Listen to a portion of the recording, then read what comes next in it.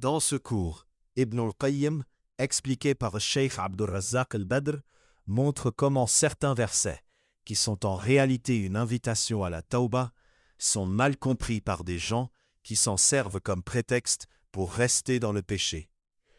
Parmi ces versets, celui où Allah subhanahu wa ta'ala dit « Qul ya ibadi alladhina asrafu ala anfusihim la taqnatu min rahmatillah.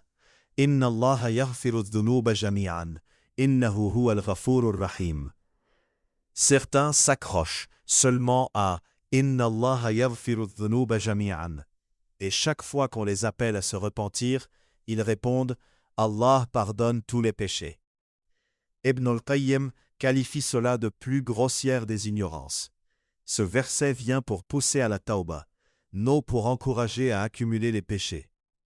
Le la taqnatu signifie « ne désespérez pas, revenez à Allah, repentez-vous, même si vos péchés sont énormes ». Il rappelle que même le shirk entre dans ce pardon, mais uniquement pour celui qui s'en repent. Quant à celui qui meurt sur le shirk, Allah Ta'ala a dit ailleurs « Inna Allah la yaghfiru an yushraka bihi wa yaghfiru ma duna dhalika liman yasha'». Ainsi, la sourate Az-Zumar parle des repentants, tandis que le verset de Nisa parle de ceux qui meurent sans tauba. On ne peut pas annuler toutes les menaces du Coran avec une seule lecture tronquée de « Inna Allah yaghfiru dhunuba jami'an ». Le cheikh donne ensuite l'exemple du verset « Ya ayyuhal insanu ma gharraka bi rabbikal karimi ». Certains ignorants disent « Ce qui m'a trompé, c'est sa générosité, son karam », comme si le verset offrait une excuse à l'insouciance.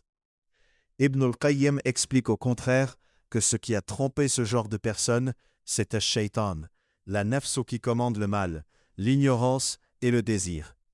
Le fait que Rabbuna est al-Karim devrait au contraire nous pousser à le respecter, à accomplir ses droits, et non à nous appuyer sur son karam pour oser lui désobéir. Autre exemple, le verset sur Narit al-Adha. La yaslaha illa al-ashqa, alladhi kadhaba wa tawalla. Et la parole U'iddat lil kafirin.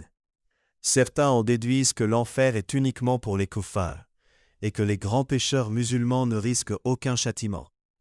Le cheikh montre que cette compréhension contredit de nombreux versets et hadiths qui menacent clairement les désobéissants du feu. La Narut al-Adha de ce contexte vise une catégorie de feu réservée aux kuffars, qui la yamutu fiha wa la yahya. Tandis que les pécheurs croyants, s'ils y entrent pour être purifiés, avant d'en sortir par la miséricorde d'Allah et la shafa'a. Le cours aborde ensuite un point très délicat, le mauvais usage du concept de Hasan al-Dhanni billah. Des gens prennent le hadith Qudsi « Ana inda dhanni abdi bi, falyadhann bi ma sha'» et se disent « Je vis comme je veux, je désobéis mais j'ai bonne opinion de Allah, il ne me punira pas ». Le cheikh explique que ce n'est pas Hasan al-Dhann, mais ghurur et faux espoir. Hasan al-Dhann sincère ne peut pas accompagner l'obstination dans les grands péchés, l'abandon de la prière et la violation des interdits.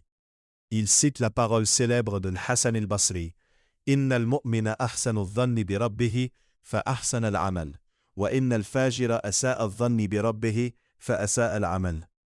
Le lien est clair, bonne opinion, bonnes œuvres, mauvaise opinion réelle, même si la langue prétend le contraire, mauvaises œuvres.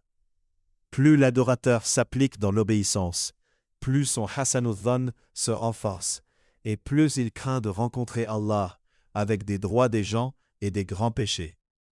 Pour illustrer cela, le cheikh rapporte le récit de Aïcha radiyallahu anha. Lors d'une maladie de Nabi Muhammad sallallahu alayhi wa sallam, elle avait 6 ou 7 dinars, et le prophète lui ordonna de les distribuer. Son attention fut prise par la maladie du prophète. Elle oublia. Quand Allah la guérit, il lui demanda ce qu'il en était de ses dinars. Elle répondit qu'elle avait été occupée par sa maladie. Il les prit alors dans sa main et dit « Ma dhannu Muhammad bi rabbihi law laqiya Allah wa hadhihi indah » Si le prophète, qui est le plus pieux des créatures, craint de rencontrer son Seigneur avec quelques pièces d'or non dépensées, Que dire de nous, avec nos négligences et nos injustices envers les autres? En conclusion, le cheikh explique que, en réalité, Hasanu dhanni billah et bonnes œuvres vont ensemble. Celui qui travaille pour l'au-delà, se repent, combat sa nafs, craint les menaces du Coran et de la Sunna, celui-là peut espérer le pardon et la miséricorde. Quant à celui qui suit ses passions et s'accroche seulement à « Allah est généreux, Allah est pardonneur », sans changer sa vie, il est dans l'état décrit par le hadith « Al-ajizu man atba'a nafsahu hawaha wa tamanna ala Allahi al-amani »